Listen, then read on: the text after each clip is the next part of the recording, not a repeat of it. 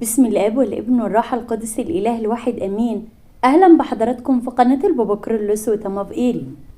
محامية سعودية درس الشريعة الإسلامية تترك الإسلام هي وأسرتها بالكامل، وبتحكي تفاصيل هي ليه سابت الإسلام، إيه الكلام اللي درسته في الشريعة واللي غير تفكيرها تماما، وبتحكي إنها حاليا متخصصة في المحاماة للدفاع عن حقوق المرأة.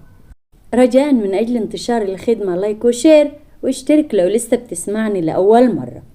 ما زلنا في أفراح القيامة. إخريستوس نستي المسيح قام، أليسوس نستي بالحقيقة قام، ومش عايزة أي حد يكسل من القدسات في الفترة، خدوا بركتها كمان.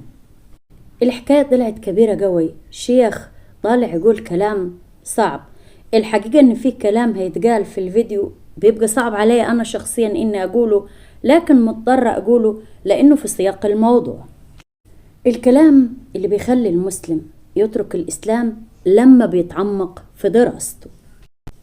بتقول الأخت اللي طبعا رفضت ذكر اسمه لأنه تركت الإسلام وخايفة من حد الردة، فبتقول بينادوا بالحجاب وبالخمار وبتغطية المرأة من شعر راسها لضفر رجله بالسواد، ثم يحللون جهاد النكاح، وكمان بيحللوا نكاح ملكات اليمين، وكمان بيحللوا نكاح السبايا.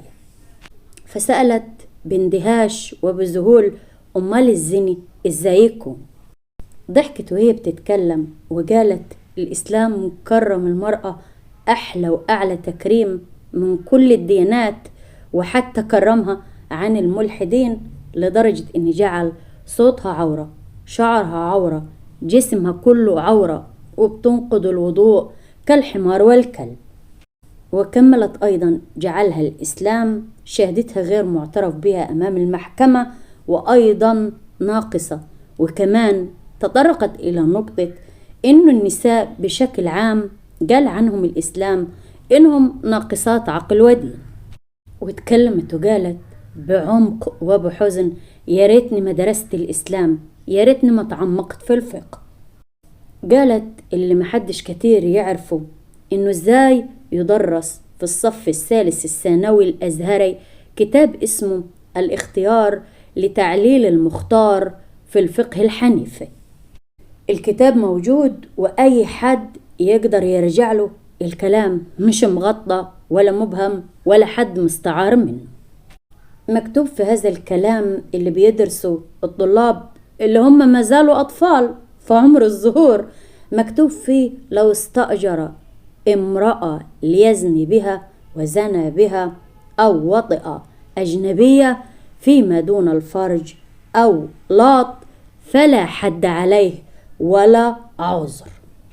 وكملت إن في نفس كتاب ثالثة ثانوي أزهري روي أن السيدة طلبت من راعي لبن، فطلب منها يعني بين قوسين علاقة محرمة ثمن اللبن، وكان مكتوب بالنص فأبى أن يسقيها حتى تمكنه من نفسها ففعلت. وكملت ثم رفع الأمر لعمر رضي الله عنه فرفع الحد عنهما وقال ذلك مهرها. وكمل لأن الإجارة تمليك المنافع ومنافع فأورد شبهة وصارت للمتعة، يعني بالعربي كده جواز متعة بس بدون أي شهود بدون أي عقود، والموضوع عدى في السلام ولا كأن الموضوع عبارة عن علاقة محرمة. كملت إن إزاي الكلام ده بيدرس للآن لطلبة ثالثة ثانوي في الأزهر الشريف بين قوسين الشريف. ده آرائها اللي خلتها تترك الإسلام. أنا الحمد لله مسيحي. لكن كملت وقالت وفي الآخر يجملك حد الردي على اللي يهرب من كل السخافات اللي أنا درستها دي ويحول الدين لكومة من حسنات وكومة من سيئات بالعدد، كأنه داخلين في عملية حسابية مع الله. أيضا في قدام حضراتكم شيخ لابس غامق وشيخ لابس فاتح، أنا هسميهم كده لأني مش هقول أسميهم. في برنامج بالصوت والصورة بيقول اللي لابس غامق وهو بيتكلم عن المذهب الشيعي، مش بيتكلم عن مذهبه هو السني. طبعا الكلام دي اللي تبع المذهب الشيعي يقدروا يردوا عليه في التعليقات. أني ماليش دعوة بالموضوع، لا أنا سني ولا أنا شيعي، أنا بس بتكلم على لسان الإنساني اللي تركت الإسلام. بيقول إن النكاح عندهم ليه باب كبير من أبواب الفقه. الباب ده بيتكلم عن إنه يجوز للرجل أن يعير أو يستعير فرج امرأته أو جارته أو زوج صديقه. يا نهار اسود ومنيل، ايه الكلام اللي انا بسمعه دي؟ كمل الشيخ الفاضل وقال حتى ان الرجل اذا اراد ان يسافر خوفا من ان تقع زوجته في الزنا والعياذ بالله. امال اللي بيتقال ده ايه يا فضيلة الشيخ؟ تعريفه ايه بالظبط؟ كمل الشيخ وقال يؤجر فرج امرأته لجاره كما يقال بيدي لا بيد عمرو. كمان أضاف وقال ولو إن الضيف جاء إلى بيت رجل مسلم يعني، وهو يقصد بين قوسين شيعي، يكون من إكرام الضيف أن يقدم له فرج من يختاره من نساء البيت. الحقيقي أنا ما أظنش إن الكلام ده بيحصل، يعني أنا شخصيا مش عارفة الشيعة يردوا في التعليقات ويقولوا إيه الكلام اللي بينسب ليهم دي من قبل شيخ سني. المشكلة لما يطلع شيخ سني آخر اللي لابس فاتح دي في الصورة ويحكي إن الفقه دي نفسه في السني وإن ليه كتب للأئمة معترف به، يبقى في الوقت دي مين مع مين ومين ضد مين، ومين اللي بيتبع كل الهراء اللي اتحكى دي ومين اللي مش معه. ذكرت كمان الأخت الفاضلة إن كيف للنبي أن يطوف على نسائه جميعا بغسل واحد وفي ساعة واحدة، فهل دي تعتبر بين قوسين معجزة للرسول إن صدقت الرواية؟ كملت كلامها وقالت تركت الإسلام لشدة التناقضات ومن أجل قصة عائشة، لأن القصة سمعتها بالنسبة لي كانت صدمة، لأن كنت في نفس السن لما سمعت قصة زواجي من النبي. كملت كلامها وقالت الأفكار دي ابتدت معاي من وانا صغيرة، كنت بقول استغفر الله العظيم واقول ما يجوزش لأي مسلم انه يقول الكلام دي، وكنت بعتبر ان كل اللي بيحصل معايا دي مجرد حروب شيطان. وكان مش بس اني لكن اي مسلم جواه صراع داخلي دايما بيتوهم ان الشيطان بيتلاعب في عقله. والحقيقة عدت فترة وانا في التذبذبات دي. الحقيقة كل اللي حكيته لكم سابقا ده ما كانش في الفترة اللي انا كنت فيها صغيرة في السن، لكن كان في الفترة اللي انا كبرت فيه ودرست الفقه الاسلام. لكن بعد كده، بعد الصراعات اللي كانت بداخلي والاسئلة اللي ملهاش اجابي، كانت القشة اللي قسم الظهر البعير لما درست شريعي كان ختامها مسك. ايضا درست شريعة الفقه القانوني وأنا دلوقتي محامي، تخصصت بحقوق المرأة المهدرة في الإسلام، وكان هدفي أني أنصفها، لكني وصلت لدرجة مش قادرة أتحمل فيه، وقلت مش قادرة أكذب على نفسي أكتر من كده وأقول إني ده الدين الحقيقي اللي من عند الله، وحسيت إنه لا يمت للإله بالصلة، بل على العكس في وجهة نظري حسيت إنه بيشوه صورة الله في عيني. كمان وصلت لأبعد الحدود لأني صرت في علاقة مع الله مكروهة، حسيت إني ما بحبش ربنا اللي خلقني، وخصوصا إن الله بهذه الصورة بيسمح بكل دي. معقولة إن في إله يسمح بكل اللي ذكرته في أول الفيديو؟ بدأت في التحدي مع الله وقلت بعد دراستي للفقه إن كان هذا الإله في خير ينزل يموت الناس كلها بدل ما نزل علينا في القرآن بآيات إنه كاره الأمة دي كله، موت النصارى، موت اليهود، قول على فلان، عيد على علان، طب ما تنزل انت وتموت كل شعبك اللي خلقته وتريحني بدل ما ترميها علينا. لأني اتفاجأت في الفقه اللي أنا درسته إن كل شوية أحاديث موت النصارى، موت اليهود، طب تعال انت موتهم وفك نحن. ونظرت لهذا الإله اللي ورد في القرآن إنه عاجز محتاج يد بشرية تعاونه، يد بشرية تدافع عن دينه بالسيف.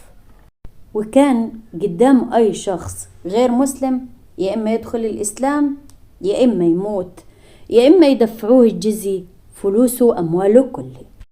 وفي الحالة دي وخصوصا في مصر كان اللي بيثبت على الدين المسيحي هم الأغنياء، يعني المسيحيين اللي لسه عايشين في مصر لحد دلوقتي هم أغنياء وأثرياء مصر. وأي كتاب لهذا الإله تاكل أوراقه المعزة. وإزاي يقول الإله إن القرآن مكتوب في الصحف وإن وجدتم فيه كلمة أو حرف قد بدل؟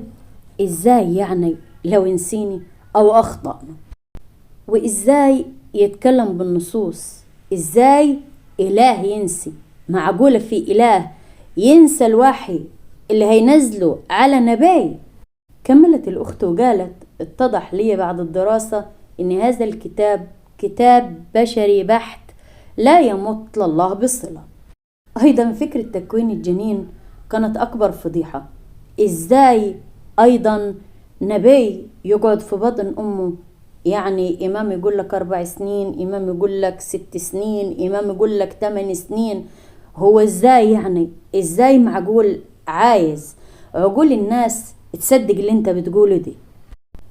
درست في فقه الأئمة قاتلوهم حتى يدخلوا الإسلام أو يدفعوا الجزية، فأي محبة عنها تتكلموا.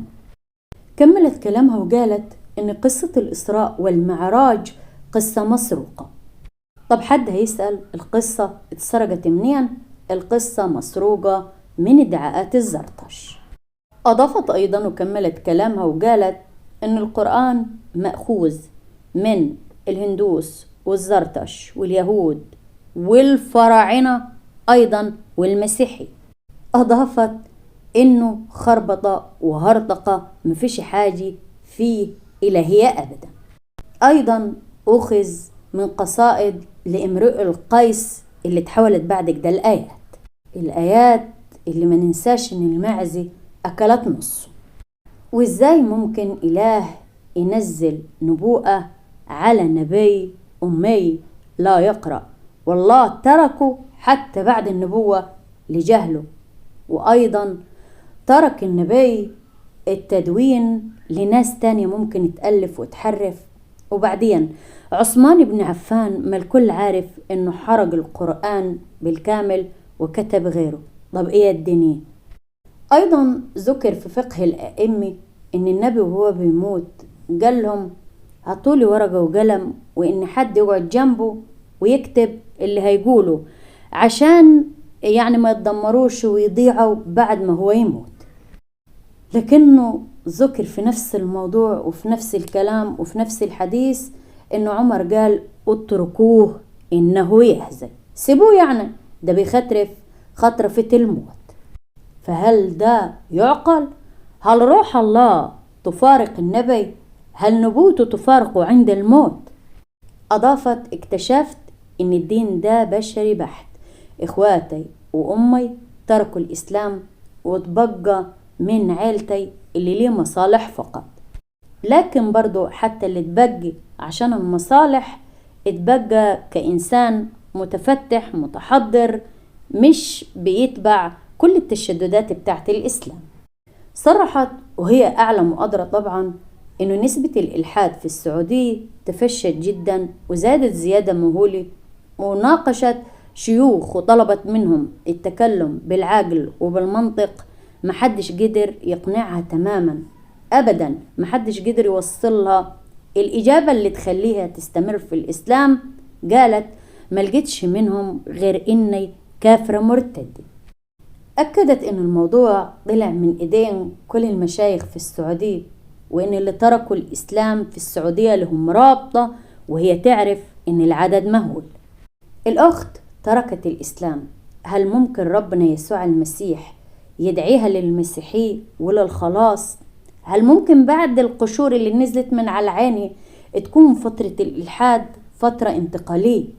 على العموم ربنا ينور عيون الجميع، لأن ليس بأحد غيره الخلاص. أتمنى تشارك برأيك في التعليقات، أيما كان الرأي ده أنت مع أم ضد، وما علينا إحنا إلا طرح الرأي بتاع الإنسان اللي عايز يقوله، سواء كان عابر أو لسه بيشاور نفسه. حضراتكم أيضا في كل فيديو ما تنسوش تكتبوا طلبات الصلاة يستجيب لكل طلباتكم ويفرح قلوبكم بمعجزات تنسيكم كل السنين اللي أكلها الجراد. ومن أجل نيل البركة وانتشار الخدمة، لايك وشير واشترك لو لسه بتسمعني لأول مرة. أيضا ممكن تقترح علي قصص بعض العابرين أو الموضوعات اللي حابب إني أشاركها مع حضراتكم.